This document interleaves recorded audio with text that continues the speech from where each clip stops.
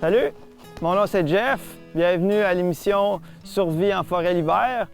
Aujourd'hui, on va apprendre à faire un abri. Donc, sélectionner notre endroit, utiliser les ressources, aller chercher du bois, faire un feu. Donc, si c'est quelque chose que vous voulez essayer par vous-même, vous allez savoir quoi faire.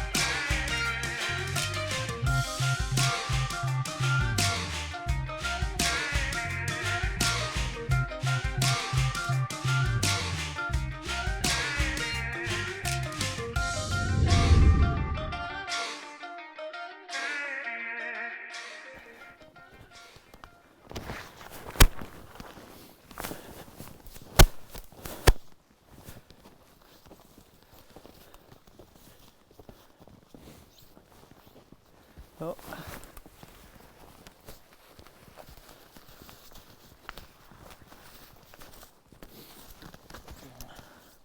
Ouais.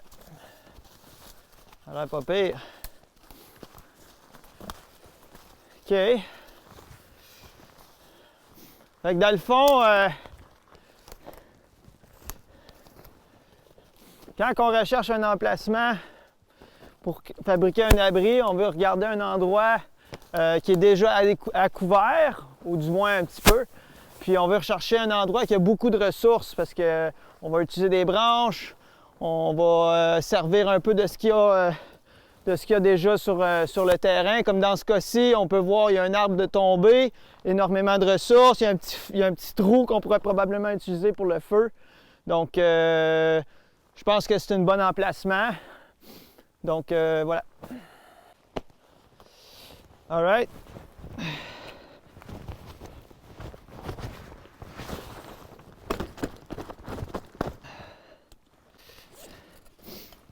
Donc, première chose que je vais faire, sortir l'outil essentiel, ma hache.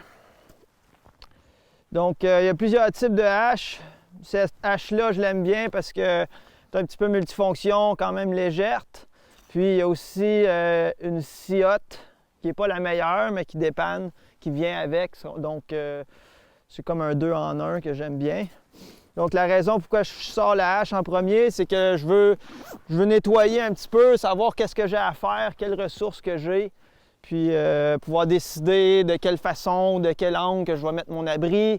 Je veux considérer le vent, aussi l'exposition pour le feu. Puis, c'est ça. On va y aller freestyle. Petite gorgée d'eau.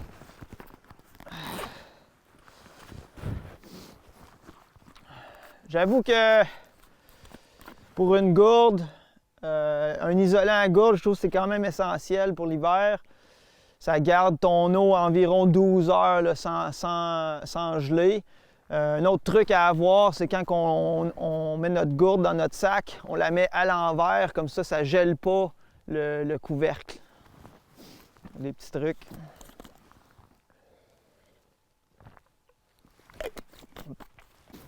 Une autre affaire à se rappeler, toujours mettre votre équipement au même endroit, comme ça on ne s'étale pas, si on cherche quelque chose, on est capable de le trouver.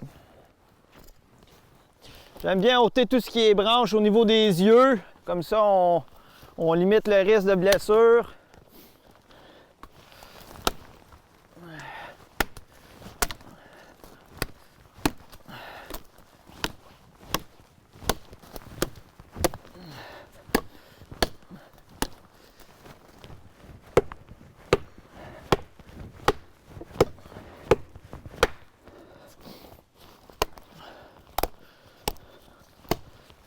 Ça ici, je trouve ça quand même intéressant. Encore, on va couper ça au niveau des yeux. Ça ici, c'est comme un cancer d'arbre. Donc l'arbre s'est défendu en envoyant plus d'énergie ici pour limiter le dommage. Puis ça fait une espèce de boule qui est parfait pour allumer un feu. Donc je ne sais pas si vous voyez, là, c'est méga sec. Donc ça, on va le garder pour plus tard. Puis c'est un vrai addon là, parce que c'est bon pour partir un feu. Mettre pas loin. Donc pour savoir si on a assez d'espace, puis dans quelle dimension qu'on va faire notre abri, on va essayer de trouver l'emplacement le plus plat. Puis aussi, on va s'étendre à terre pour voir la grandeur qu'on a besoin de la fabriquer. Donc ici, je peux voir que c'est relativement plat. Il y a même une petite courbe pour le dos. Évidemment, on ne couchera pas directement à terre, mais comme ça, ici, je peux voir que quasiment tout le tronc, ça va être parfait comme distance. Donc, prochaine étape, ça va être de créer ma structure. Ici, je vais faire un appentis, ce qu'on appelle, qui est juste un toit d'un côté. Donc, ce que je vais chercher, je vais aller chercher des longues perches. Puis, me bâtir avec ça par la suite, avec d'autres plus petites branches. Puis, je vais finir par faire mon lit, un genre de lit en rondin. Puis, une fois que l'abri est fait, je vais pouvoir me concentrer sur le feu.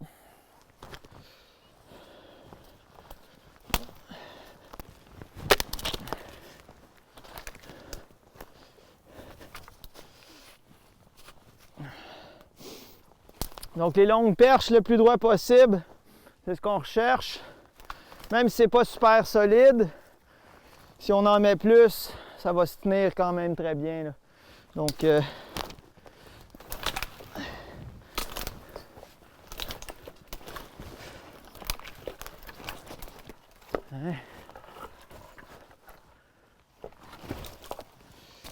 Vous voyez, si on pogne des branches déjà avec du sapinage, ben, c'est déjà mieux, parce qu'on va s'en servir aussi, on va en avoir besoin plus tard pour l'isolation, pour notre lit. Donc, 2 en 1.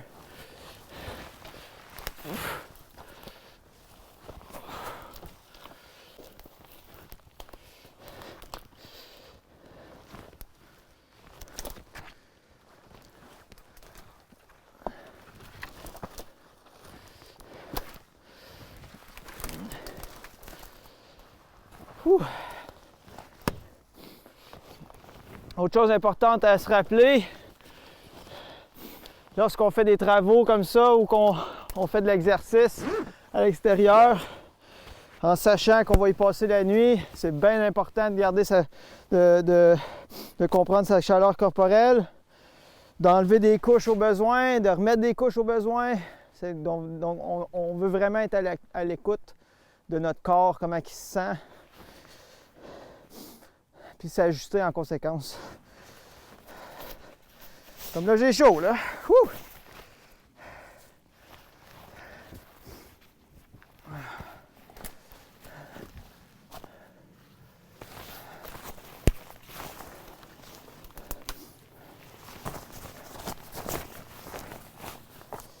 Dans le fond, ce que j'ai figuré, c'est ma première couche de branches, qui est dans le fond l'étape structurale de l'abri. Donc, on va vouloir aller chercher des branches assez longues puis assez solides pour s'assurer que l'abri ne tombera pas dans la face en plein milieu de la nuit, là. Donc, on va s'assurer que c'est solide. On va s'assurer aussi qu'il y a encore de l'espace en dessous. On s'assure qu'on soit encore à l'abri. C'est la bonne dimension. Puis ensuite, là, on va venir rajouter beaucoup de petites branches, sapinage, tout ce qu'on est capable de trouver là, de bois pour vraiment venir sceller le top de l'abri. Évidemment, si on serait à l'été, si on aurait à passer la nuit ou ce qui mouille ou qui pleut, évidemment, on ferait un autre système, mais pour l'instant, vu qu'on est l'hiver, il neige, donc plus qu'il va neiger, plus que ça va venir sceller notre abri. C'est un petit peu ça le principe, là. Donc, on continue.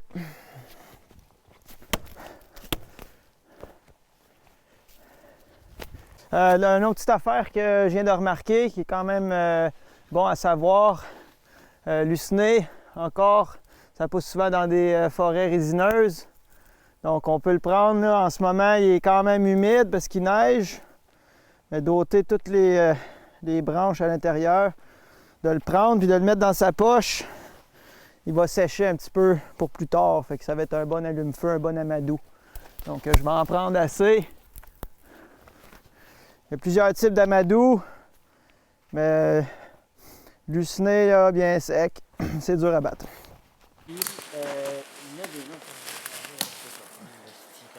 Une autre chose, là, quand on collecte du sapinage, c'est évidemment, on va en avoir besoin de beaucoup. Donc, une façon efficace d'en collecter, c'est évidemment de couper l'arbre. Ensuite, on dépece l'arbre.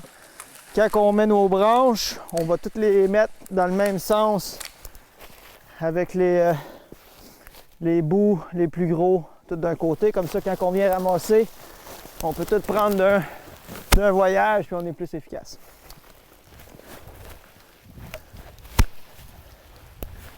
Donc, quand vient le temps de faire le revêtement de notre abri, il y a plusieurs façons d'utiliser différentes ressources. Le sapinage, dans ce cas-ci, il y en a beaucoup, donc on a priorisé ça. On peut aussi utiliser de l'écorce, des gros morceaux d'écorce, de bois mort, aussi on peut utiliser le lichen qui se pousse par terre, ça peut être une bonne option aussi. Quand j'utilise le sapinage, on va venir mettre les branches dans un sens. Donc, vous voyez l'effet banane, parce que dans le fond, sur l'arbre, évidemment, le sapin va pousser vers le haut. Mais quand on le met à l'envers, ça va nous donner une meilleure surface, puis aussi une meilleure facilité à rentrer les branches. Donc, la technique, c'est simple. On part d'en bas, puis on va venir rentrer les branches vers le haut. On va essayer vraiment de venir couvrir toute la surface, tous les petits trous qu'on voit. Donc, c'est un petit peu un travail qui peut être laborieux, mais bien fait. On va vraiment venir créer une belle surface qui va nous protéger des éléments.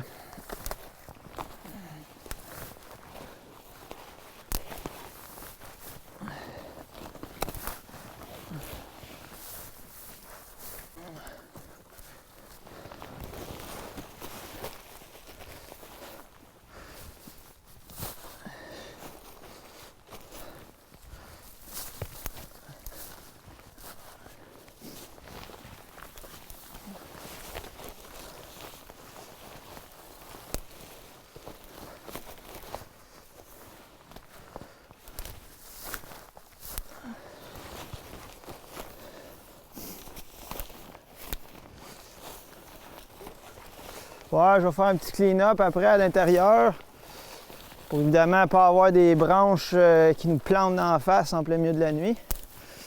Mais ça, c'est un petit détail, c'est facile à faire. On n'a pas besoin de trop nettoyer.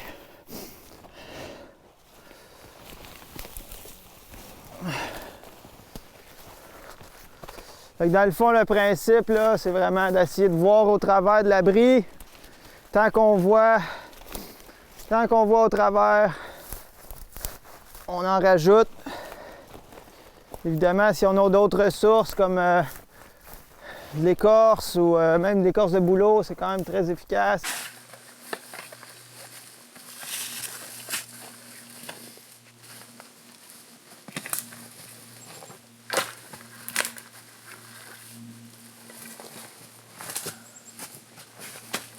Donc le principe reste simple, plus qu'on en met, plus c'est étanche. Fait que là,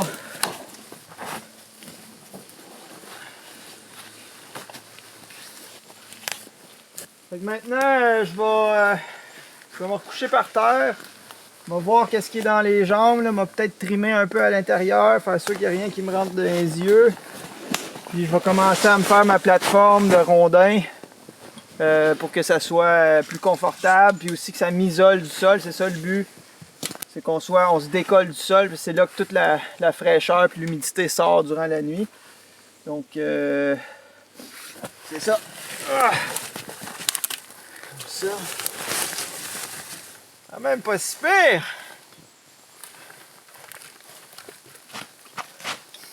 L'abri 5 étoiles d'après moi.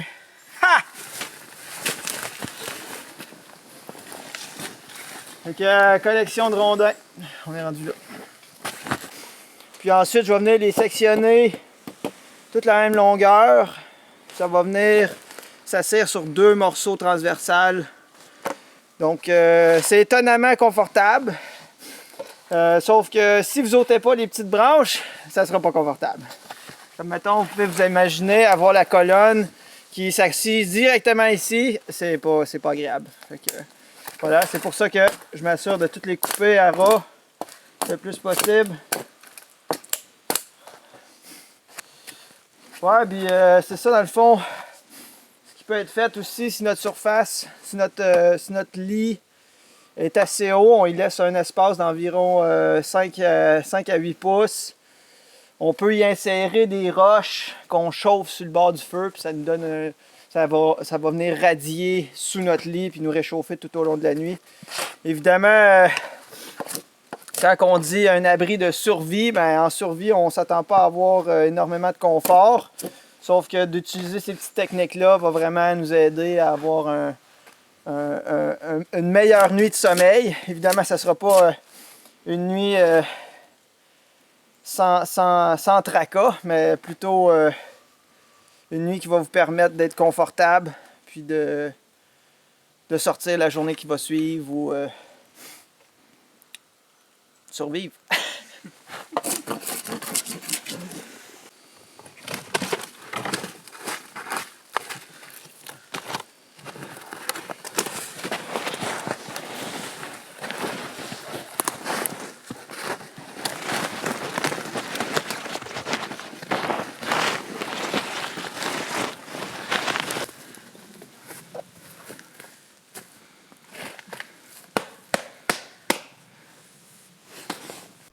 Donc, on est rendu au stade d'ajouter un petit peu de confort à notre matelas fait avec des épines de sapin, avec des rondins. Dans le fond, ce que j'ai fait, j'ai mis deux travers transversales pour pouvoir remplir l'espace qu'on avait en dessous, vu que c'était pas totalement droit.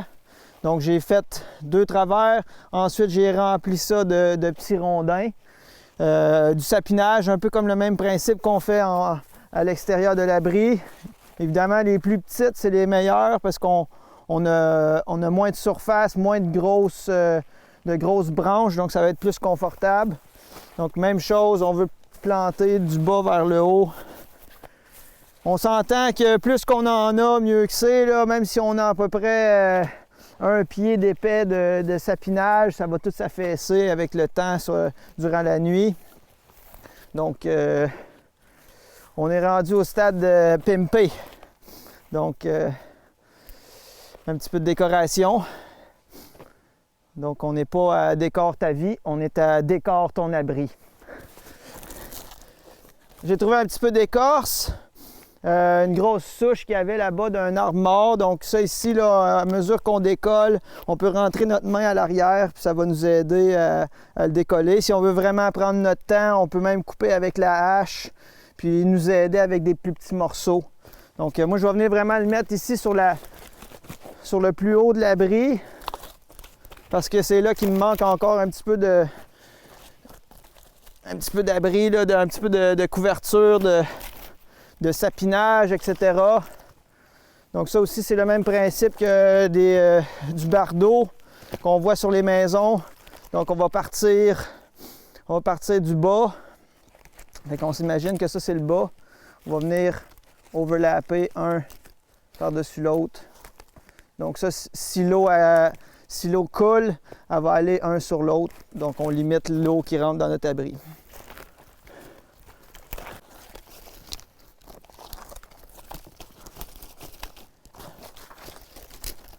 Ouais, ça sera pas parfait, Mais ça va être plus étanche que juste du sapinage. C'est notre gros morceau ici.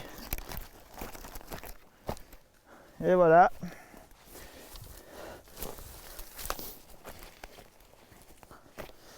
Puis là, feu. OK, le lit est pas mal fini. On a été le plus étanche qu'on pouvait. Donc, c'est le test.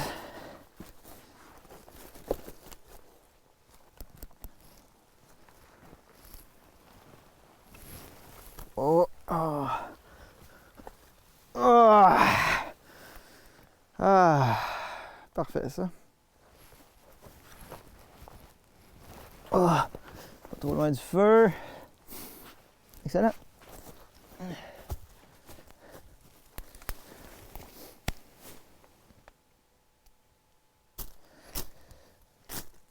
L'allume-feu comme ça, c'est plus un peu plus technique. Ça prend un peu de pratique. Mais avec la gomme de sapin, là, ça va vraiment bien. Donc, j'ai pas utilisé de bouleau. J'ai seulement utilisé du lichen, des éclisses, puis des mini branches. Donc, on devrait être bon là. Ça y va. C'est bon d'avoir du bois à portée de main.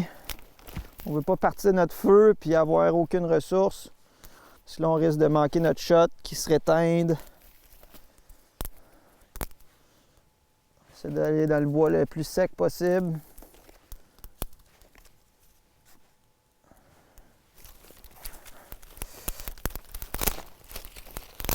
Donc notre petite cueillette de tantôt va nous avoir été utile. Ça, on est assuré que c'est bien sec, avec probablement quelques araignées. Et voilà. C'est parti.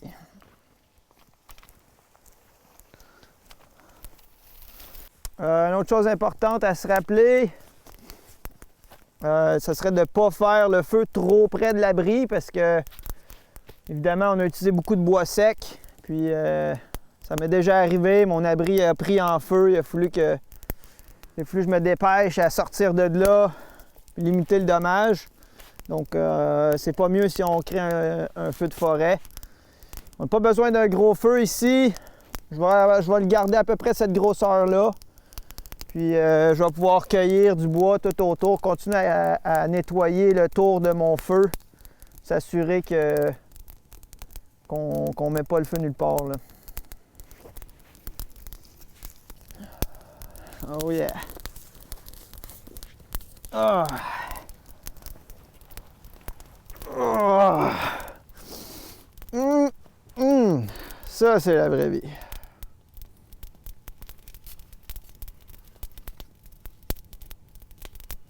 Quand même très confortable.